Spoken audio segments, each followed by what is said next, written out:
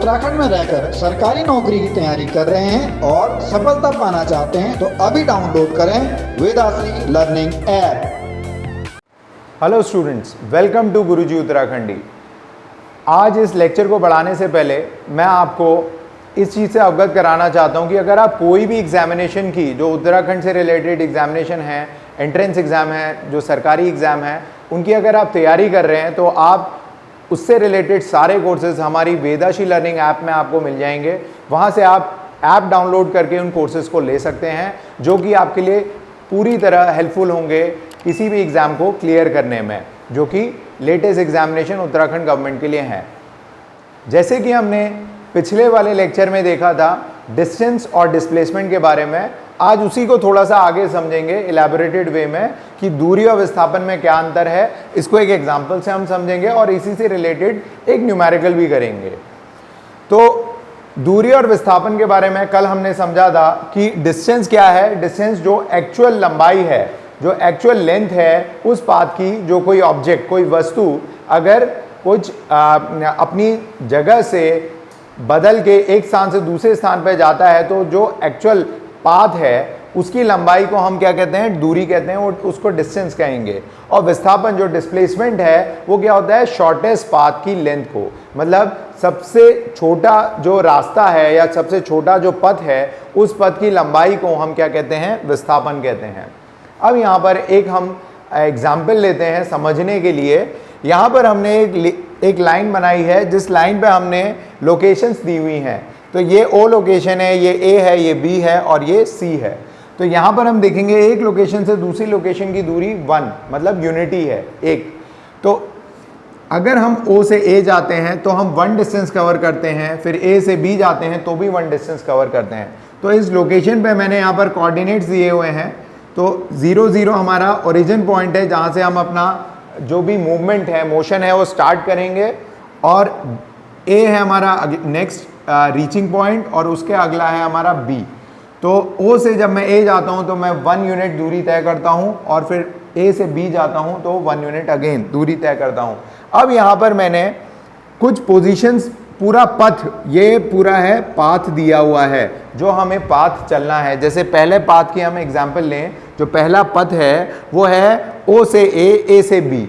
तो इस दौरान हमें देखना है कि कितनी हमने दूरी तय करी और कितना विस्थापन हुआ इस दौरान, यानी कि कितना डिस्टेंस ट्रैवल हुआ और कितना डिस्प्लेसमेंट हुआ।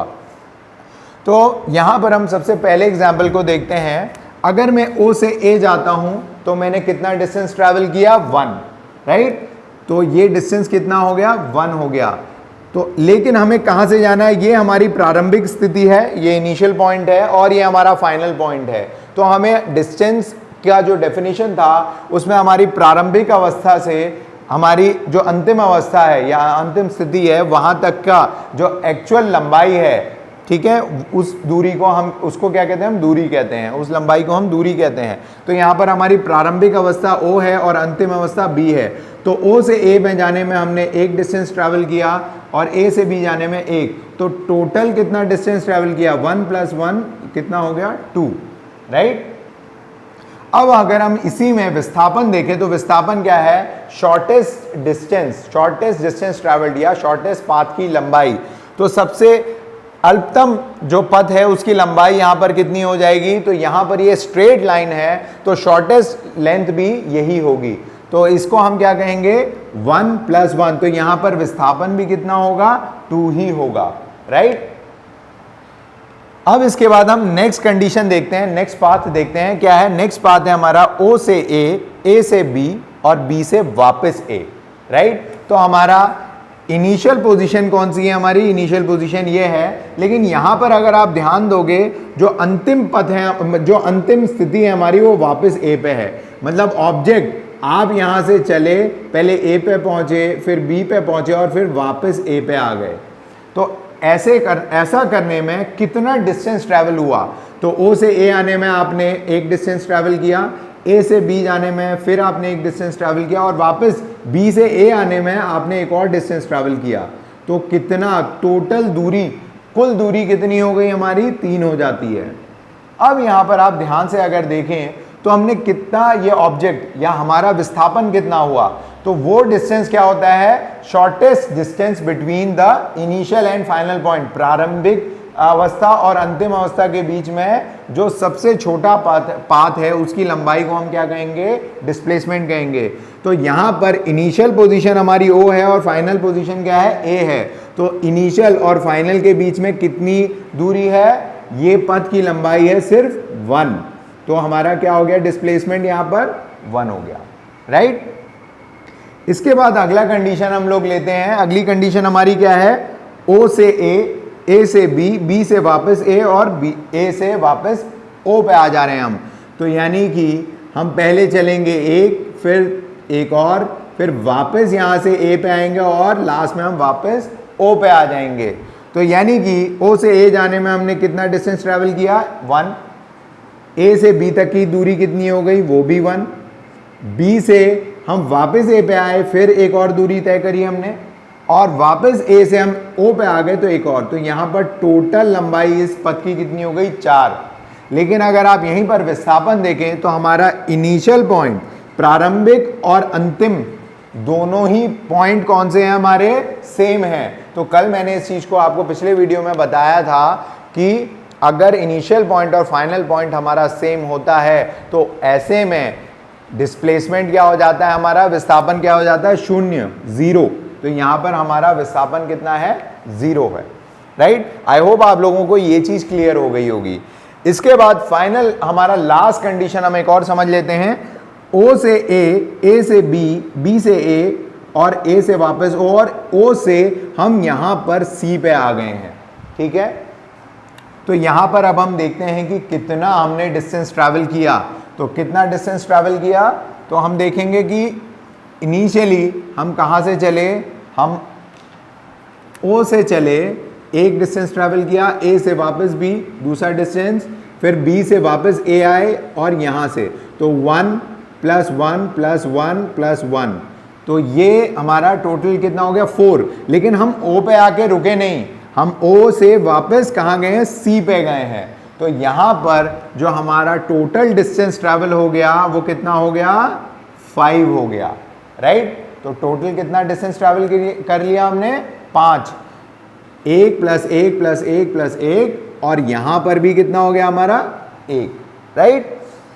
अब हमें ध्यान देना है विस्थापन कितना हुआ।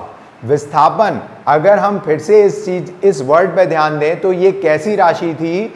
ये एक सदिश राशि जिसमें हमें दिशा की भी जरूरत होती है। तो अगर आप ध्यान दो, यहां पर विस्थापन अगर अंक के रूप में देखा जाए, सिर्फ नंबर के रूप में देखा जाए, तो विस्थापन कितना है? 1 ही है, क्योंकि मेरी इनिशियल पोजीशन ये है और फाइनल पोजीशन ये है। तो यहां पर तक की दूरी कितना? इसका मैग्नीट्यूड, इसका परिमाण तो कितना है? 1 ही है। लेकिन डिस्प्लेसमेंट हमारी जो कि एक सदिश राशि है, एक वेक्टर क्वांटिटी है, तो इसमें हमें परिमाण के साथ साथ किस चीज की जरूरत होती है? दिशा की जरूरत होती है। तो यहां पर अगर मैं सिर्फ 1 कहूं डिस्प्लेसमेंट को, तो वो 1 इधर भी हो सकता है और इधर भी हो सकता है। तो विस्थापन में क्योंकि हमें दिशा क्लियर बतानी होती है, तो यहां पर मैं आंसर के रूप में क्या लिखूंगा? -1। तो हमारा डिस्प्लेसमेंट कितना है? -1 है। तो -1 क्या चीज? ये माइनस क्या दर्शा रहा है? कि मैं O पॉइंट से किस दिशा में चला हूं? लेफ्ट साइड चला हूं। अगर सिर्फ मैं 1 लिखूंगा तो उसका मतलब A भी हो सकता है, C भी हो सकता है, लेकिन -1 इस चीज को क्लियर कर रहा है कि विस्थापन किस दिशा में हुआ है? C दिशा में हुआ है।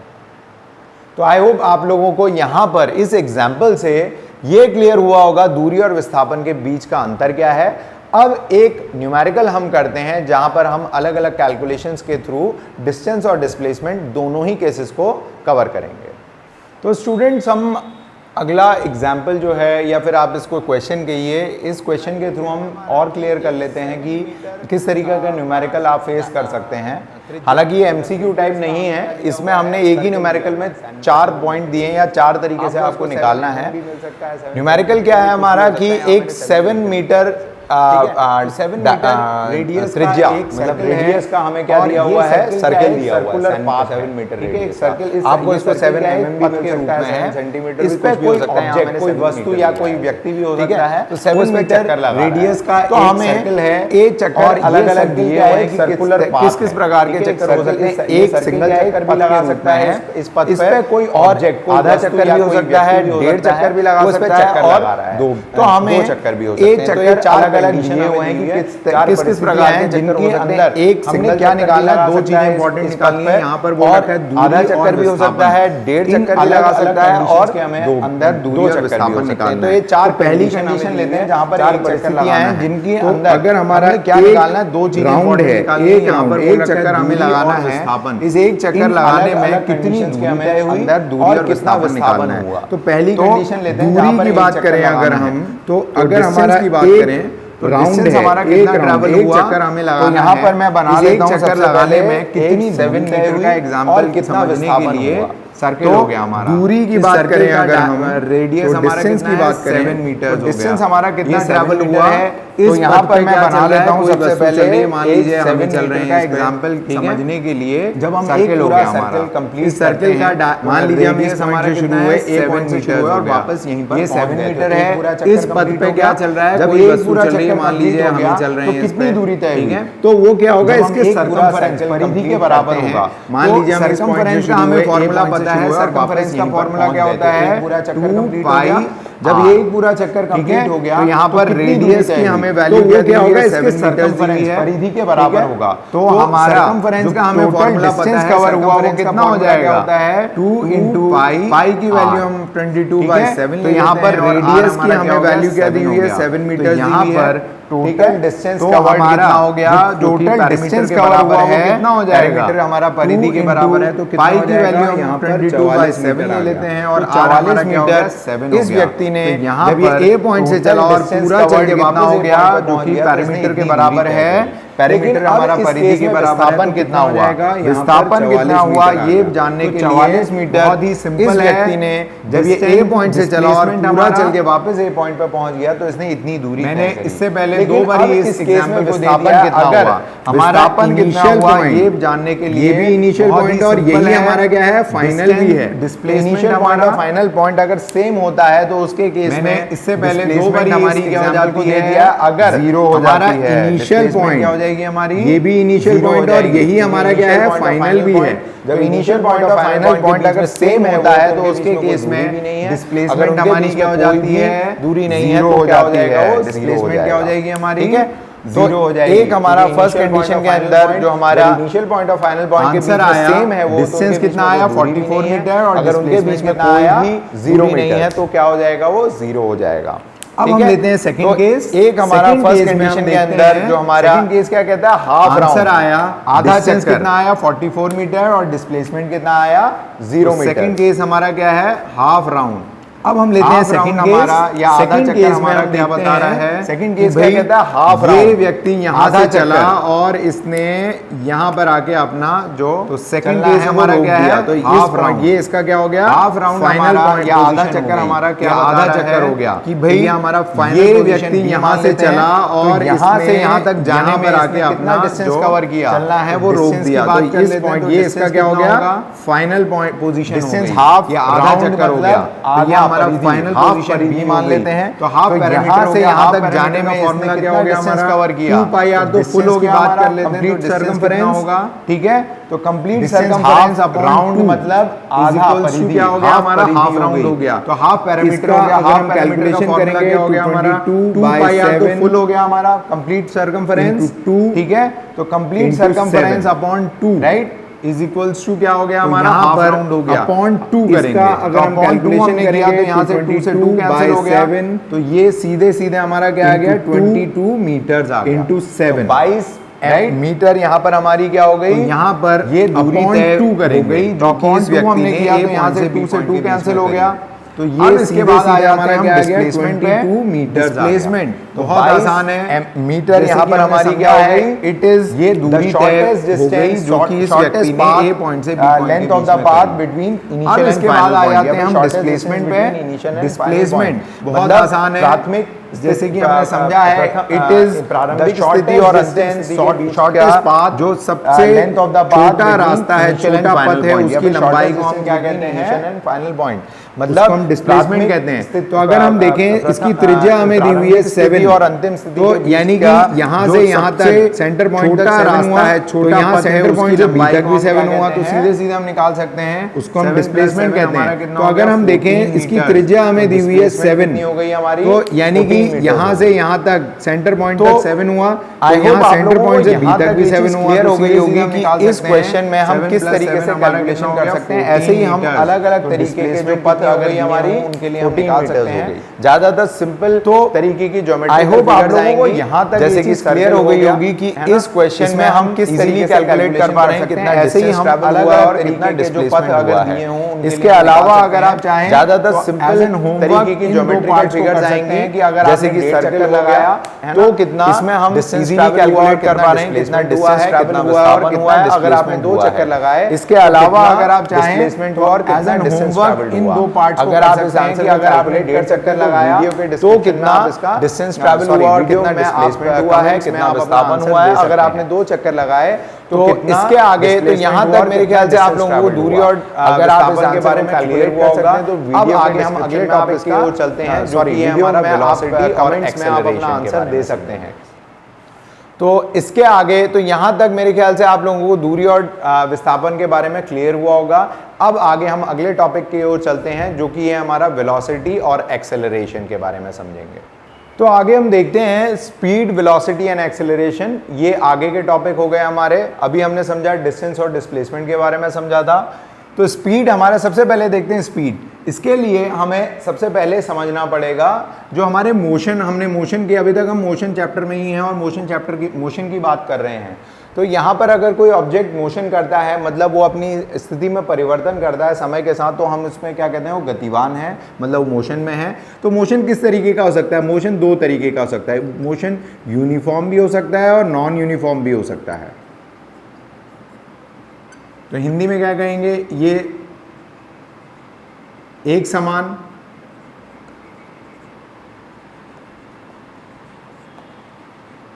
एक समान और ये असमान। ठीक है, तो मोशन हमारा यूनिफॉर्म भी हो सकता है, नॉन यूनिफॉर्म। तो यूनिफॉर्म मोशन क्या होगा, इसमें क्या होगा कि जब हम स्थिति में परिवर्तन जो क्या होगा वो यूनिफॉर्म होगा। यूनिफॉर्म मतलब एक समान जैसा होगा। जैसे कि अगर हम इस डिस्टेंस से यहाँ, इस पॉइंट से यहाँ पर से यहाँ आए हैं, तो इसके बीच में मान लीजिए हम यहाँ पर 2 और मैं मार्क कर दे रहा हूँ, ये ए डैश है और ये ए डबल डैश है। तो यहाँ से यहाँ तक अगर मैं 1 सेकंड में पहुँचा हूँ और यहाँ से यहाँ, तो यहाँ पर जो दूरी है वो समान दूरी, हर टाइम इंटरवल में, हर समय में समान दूरी तय हो रही है। तो ऐसे मोशन को हम क्या कहते हैं, यूनिफॉर्म मोशन या एक समान, राइट। तो एक समान, ये हमारी एक समान गति हो गई। और अगर दिए हुए समय में जो स्थिति में परिवर्तन है वो समान नहीं है, मतलब मान लीजिए पहले सेकंड में तो हम 1 मीटर चले, दूसरे सेकंड में हम क्या हो गए, 2 मीटर चल गए। तो 1 सेकंड में, अगले 1 सेकंड में, 1 सेकंड में हम 1 मीटर चले और अगले 2 सेकंड में हम 1 ही मीटर, 2 मीटर चल गए हैं। तो यानी कि हम हर समय अंतराल में अलग अलग दूरी तय कर रहे हैं। तो ऐसे मोशन को हम क्या कहते हैं, नॉन यूनिफॉर्म मोशन या असमान गति कहेंगे। ठीक है, तो यहाँ पर ये मोशन का यूनिफॉर्म और नॉन यूनिफॉर्म मोशन हमें समझना जरूरी है, क्योंकि इसके आगे हम समझने वाले हैं speed, velocity and acceleration.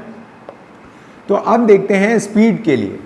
Speed हमारा क्या है, जिसको हम चाल कहते हैं। हिंदी में क्या कहेंगे, स्पीड को चाल कहेंगे।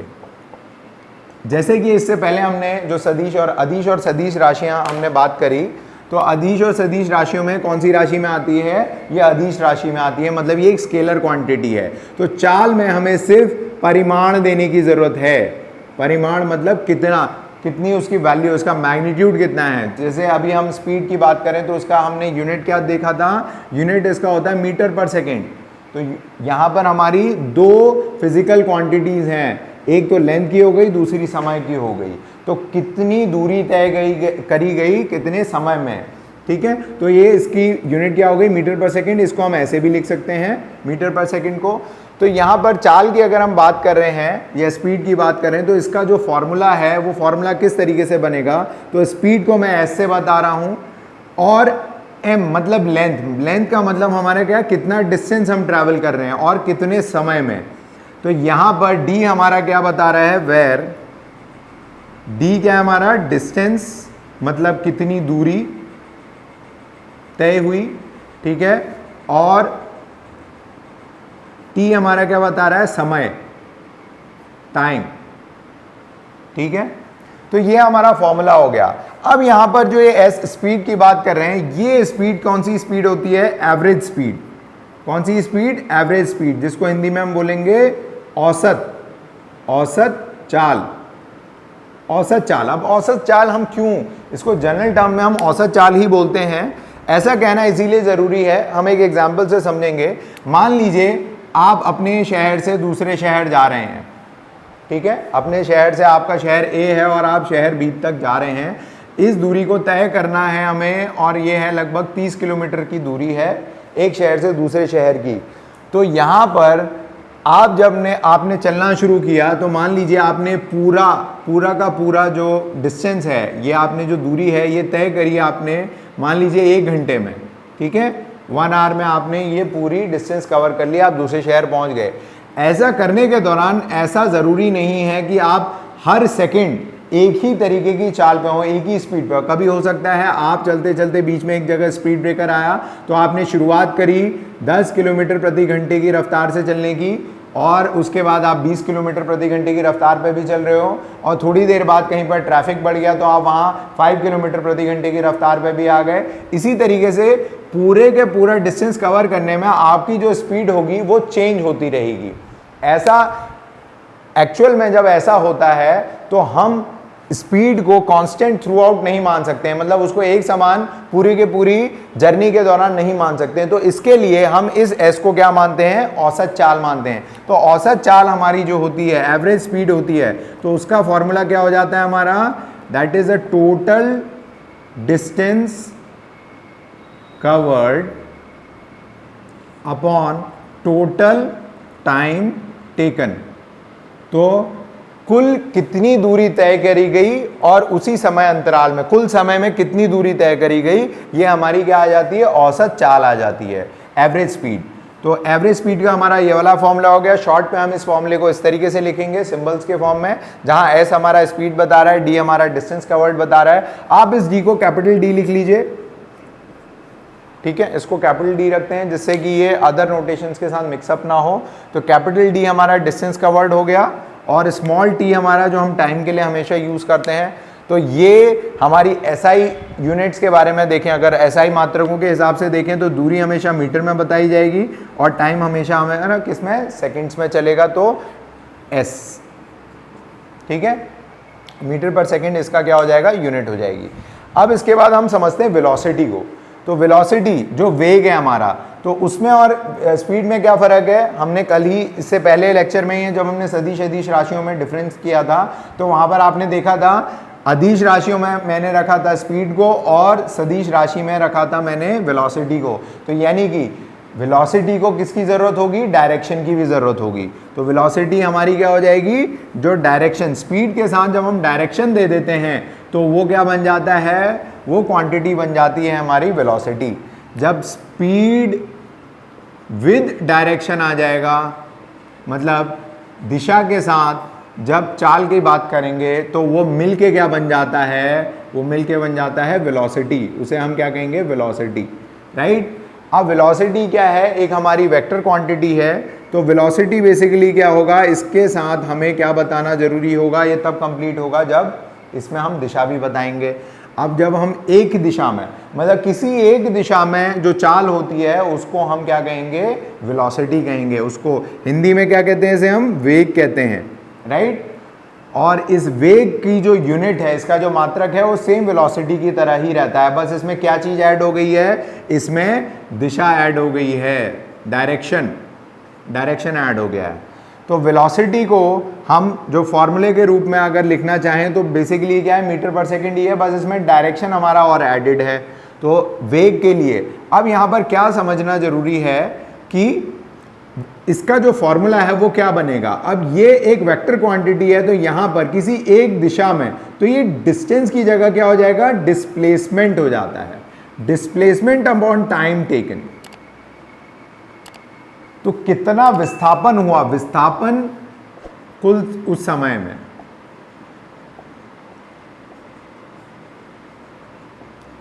विस्थापन अपॉन समय हमारा क्या बन जाएगा, वेग बन जाएगा। ठीक है, तो यहां पर डिस्टेंस की जगह हमने क्या लिया है, डिस्प्लेसमेंट। इसीलिए कहते हैं कि अगर स्पीड किसी एक डायरेक्शन की बात करें तो वो क्या बन जाता है, वेग बन जाता है, वेलोसिटी बन जाती है। तो यहां पर जो हमारा वेलोसिटी का फॉर्मूला हो गया वो क्या हो जाएगा, डिस्प्लेसमेंट अपॉन टाइम टेकन, विस्थापन अपॉन दूरी।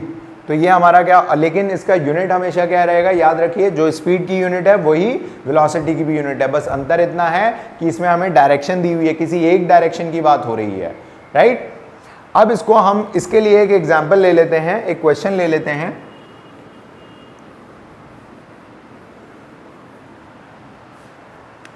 सबसे पहले स्पीड के लिए लिखते हैं कि एवरेज स्पीड, एक गाड़ी है, एक कार है, ठीक है, ये कार आप ले जा रहे हो एक शहर से दूसरे शहर और आपने 16 किलोमीटर की दूरी तय करी है। आपने कितनी देर में, मान लीजिए आपने 16 किलोमीटर की दूरी तय करी है 30 मिनट में, ठीक है, राइट। या फिर इसको हम आवर्स के हिसाब से लेते हैं। चलिए इस एग्जाम्पल को थोड़ा सा हम सिंप्लीफाई कर लेते हैं। कोई ऑब्जेक्ट है और वो दूरी तय करता है, पहले 4 सेकंड में वो 16 मीटर की दूरी तय करता है और अगले 16 मीटर वो दूरी तय करता है 2 सेकंड में। तो ये हमारा क्या हो गया, ये डिस्टेंस हो गया और ये हमारा टाइम हो गया। तो पहले स्लॉट में वो कितनी दूरी तय कर रहा है, 16 मीटर हमारा 4 सेकंड में और अगले 16 मीटर वो 2 सेकंड में पूरी कर रहा है। तो यहाँ पर अगर हम इसकी एवरेज स्पीड, इस ऑब्जेक्ट की, इस ए ऑब्जेक्ट की एवरेज स्पीड की बात करें, इसकी स्पीड की बात करें, टोटल डिस्टेंस कवर करने में, मान लीजिए इस पॉइंट से यहाँ इस पॉइंट पर पहुँचा है, ठीक है, मान लीजिए पी पॉइंट से क्यू पॉइंट तक गया है, तो यहाँ तक पूरा करने में, तो इसमें हम कहते हैं इसको, ये D1 हो गया, ये हमारा D2 हो गया, इसी तरीके से T1 हो गया, T2 हो गया। तो एवरेज स्पीड हमें पता है, फॉर्मूला क्या है एवरेज स्पीड का या फिर औसत चाल का, total distance upon total time taken. Total distance travelled कितना हो गया हमारा, D1 प्लस D2, और टोटल टाइम टेकन कितना हो गया, T1 प्लस T2। तो D1 प्लस D2 कितना हो जाएगा हमारा, 16 metre plus 16 metre upon T1 plus T2 हमारा कितना हो जाएगा, हमारा 4 सेकेंड प्लस 2 सेकेंड, तो 32 अपॉन 6।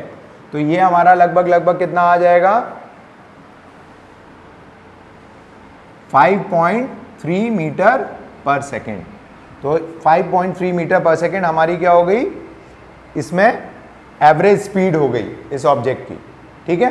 तो इस एग्जाम्पल से आपको क्लियर हुआ होगा कि एवरेज स्पीड हम किस तरीके से कैलकुलेट करेंगे, कि हमें एक क्वेश्चन दिया हुआ है जहां पर एक ऑब्जेक्ट हमारा 16 मीटर की दूरी 4 सेकंड में तय कर रहा है और अगले 16 मीटर की दूरी वो 2 सेकंड में तय कर रहा है। तो इसकी टोटल स्पीड कितनी हो गई इस जर्नी के दौरान, वो कितनी हो गई, 5 मीटर पर सेकेंड। तो ये हमारी एवरेज स्पीड हो गई। इसके बाद हम देखते हैं कि अगर हम कैलकुलेट करें कि वेलोसिटी हमें किसी कंडीशन में निकालनी हो, ठीक है, तो वेलोसिटी के लिए एक और चीज़ याद रखें। वेलोसिटी में अभी मैंने एक फॉर्मूला बताया आपको कि ये क्या होता है, डिस्प्लेसमेंट अपॉन टाइम, ठीक है, तो विस्थापन अपॉन समय। तो ये हमारा क्या हो गया, वेलोसिटी हो गया। वेलोसिटी में यहाँ पर 2 प्रकार की होती हैं। वेलोसिटी चेंज कब होगी, जब स्पीड चेंज होगी। तो स्पीड चेंज होने के लिए हमारी जो वेलोसिटी है हम 2 तरीके से बताते हैं। एक हमारी इनिशियल वेलोसिटी होती है, प्रारंभिक वेग होता है इनिशियल वेलोसिटी, और एक हमारा अंतिम वेग होता है जिसे हम फाइनल वेलोसिटी कहते हैं, ठीक है। इनिशियल वेलोसिटी को u से दर्शाया जाता है और फाइनल वेलोसिटी को v से दर्शाया जाता है। इसमें हम एवरेज वेलोसिटी की बात करें तो एवरेज वेलोसिटी हो जाएगा u प्लस वी अपॉन 2, ये एवरेज वेलोसिटी का फॉर्मूला हो गया हमारा। ठीक, तो अब हम एक एग्जांपल से समझते हैं कि अगर हमें वेलोसिटी भी निकालनी हो, तो यहां तक आप इस चीज को कॉपी कर लीजिए। एवरेज वेलोसिटी हमारा क्या हो गया, u प्लस वी अपॉन 2, मतलब किसका हमने औसत निकाल दिया, इनिशियल प्लस फाइनल वेलोसिटी का, प्रारंभिक वेग और अंतिम वेग का। एक एग्जांपल लेते हैं कि एक स्विमर है, ठीक है, एक स्विमर क्या करता है, उसके पास एक पूल है। वो पूल कितना लंबा है, वो पूल है लगभग मान लेते हैं 90 मीटर लंबा पूल है। तो वो स्विमर यहाँ से यहाँ और वापस यहाँ, मतलब ए पॉइंट से बी पॉइंट पे जाता है और वापस तैर के वापस ए पॉइंट पे आ जाता है, ए से चल के बी और बी से चल के वापस ए पे आ जाता है। ठीक है, तो ऐसे में इसने टोटल डिस्टेंस कितना ट्रैवल किया, 180 मीटर ट्रैवल किया। और ऐसा करने के लिए वो कितना समय लेता है, मान लीजिए वो 1 मिनट लेता है, तो 1 मिनट हमारा किसके बराबर हो गया, लगभग 60 सेकेंड के बराबर हो गया। ठीक है, तो इसकी जो स्पीड हो गई वो कितनी हो गई, तो स्पीड के लिए हम फॉर्मूला क्या लगाएंगे, टोटल डिस्टेंस कवर्ड कितना हो गया, 180 मीटर अपॉन टोटल टाइम। तो ये हमारा कितना हो गया, 3 मीटर प्रति सेकंड। 3 मीटर प्रति सेकंड क्या हो गई, ये इसकी स्पीड हो गई। लेकिन अगर मैं बात करूं कि इसका कितना वेलोसिटी कितना था इसका, अब वेलोसिटी के लिए हम जो नोटेशन यूज कर रहे हैं वो तो हमारी क्या हो गई, वेलोसिटी के लिए हम v यूज कर रहे हैं। तो वेलोसिटी के लिए हमारा फॉर्मूला क्या था, डिस्प्लेसमेंट, विस्थापन अपॉन समय। तो विस्थापन यहाँ पर कितना है, हमारा इनिशियल पॉइंट ये था और वो तैर के वापस आया, तो फाइनल पॉइंट भी यही है। तो हमारा विस्थापन कितना हो गया, 0 हो गया। तो 0/60 हमारा क्या वैल्यू आ गई, 0 मीटर प्रति सेकंड हमारी क्या हो गई, वेलोसिटी हो गई। इस केस में जो वेग हो गया वो 0 मीटर प्रति सेकंड हो गया, क्योंकि जो स्विमर है वो जहां से चला था वहीं वापस आ गया। तो डिस्प्लेसमेंट क्या है इस केस में, 0 डिस्प्लेसमेंट है। तो आप लोगों को यहां पर इस पॉइंट से क्लियर हुआ होगा इस एग्जांपल से कि हम वेलोसिटी कैसे कैलकुलेट करेंगे। हमें चाहिए वेलोसिटी के लिए डिस्प्लेसमेंट, तो आपको डिस्प्लेसमेंट उस दी हुई कंडीशन में निकालना है, अपॉन टाइम कर देंगे तो हमें मिल जाएगा वेलोसिटी किसी भी ऑब्जेक्ट की। अब हम समझते हैं वेलोसिटी से आगे एक्सेलरेशन। एक्सेलरेशन को हम हिंदी में क्या कहते हैं, त्वरण कहते हैं। ठीक है, एक्सेलरेशन बेसिकली क्या होता है, एक्सेलरेशन त्वरण, ये है rate of change of velocity. Rate of change of velocity मतलब जब एक्सेलरेट करने को आप ऐसे समझो कि कभी आप अगर अपना 2 व्हीलर चला रहे हैं, गाड़ी चला रहे हैं, ठीक है, बाइक चला रहे हैं, गाड़ी चला रहे हैं, दोनों में से कोई सी भी चीज़ चला रहे हैं, जब आप एक्सेलेटर उसका पुश करते हैं या फिर एक्सेलेटर को घुमाते हैं तो उसकी स्पीड बढ़नी चालू हो जाती है। तो जब तक उसकी स्पीड बढ़ती चली जाती है, आपको अपने स्पीडोमीटर में दिखता होगा कि स्पीड बढ़ती चली जा रही है, 0 से 10, 10 से 20, 30, 40, 50। तो जब उसकी स्पीड बढ़ती चली जा रही है तो यानी कि वो बॉडी या फिर वो गाड़ी हमारी क्या कर रही है, एक्सेलरेट कर रही है। मतलब समय बीतने के साथ साथ उसकी जो वेग है उसमें परिवर्तन आते चला जा रहा है। तो rate of change of velocity जो होता है, समय के साथ वेग में परिवर्तन को हम क्या कहते हैं, एक्सेलरेशन कहते हैं या त्वरण कहते हैं। तो यानी कि आप अगर देखेंगे, अगर आपके स्पीड एकदम फिक्स है, आप 25 किलोमीटर प्रति घंटे की रफ्तार से अपने स्कूटर को दौड़ा रहे हैं, तो यानी कि उस समय आपके स्कूटर या बाइक या आपकी कोई भी एक्सेलरेशन, उसमें कोई त्वरण नहीं है, उसका त्वरण क्या हो जाएगा, शून्य हो जाएगा, क्योंकि उसकी वेलोसिटी या उसके वेग में कोई परिवर्तन नहीं आ रहा है। तो rate of change of velocity is known as acceleration. तो दोस्तों आप लोगों को यहां तक क्लियर हुआ होगा कि हमारा स्पीड क्या होती है और हमारा वेलोसिटी क्या होता है और एक्सेलरेशन क्या होता है। अब एक्सेलरेशन में अगर हम देख लें, इसकी यूनिट की बात करें तो यूनिट कैसे आएगी, हम क्या कह रहे हैं, rate of change of velocity. तो वेलोसिटी हमारा क्या है, ये है, और वो किसके साथ बदल रहा है, चेंज ऑफ वेलोसिटी, मतलब यहाँ चेंज को मैं डेल से डिनोट कर दे रहा हूँ और यहाँ पर मैं एक्सेलरेशन की बात कर रहा हूँ, इसको हम डिनोट करेंगे ए से, एक्सेलरेशन को स्मॉल ए से। तो यहाँ पर change of velocity with change in time, समय बीतने के साथ साथ वेलोसिटी में कोई परिवर्तन आ रहा है तो उसको हम क्या कहेंगे, एक्सेलरेशन कहेंगे। तो यहाँ पर अगर हम यूनिट की बात करें तो यूनिट क्या हो जाएगी, इसकी यूनिट होती है मीटर प्रति सेकेंड और समय की यूनिट होती है सेकेंड। तो यहाँ पर क्या हो जाएगा, मीटर प्रति सेकेंड स्क्वायर। तो ये हमारी किसकी यूनिट हो जाएगी, हमारी एक्सेलरेशन की यूनिट हो जाएगी। एक्सेलरेशन की यूनिट या इसका मात्रक क्या हो जाएगा, मीटर प्रति सेकेंड स्क्वायर। ठीक है, तो स्टूडेंट हमने यहाँ पर अभी समझ लिया है कि स्पीड क्या है, वेलोसिटी क्या है, एक्सेलरेशन क्या है, इनकी जो यूनिट्स हैं इनके मात्रकों के बारे में भी जान लिया है।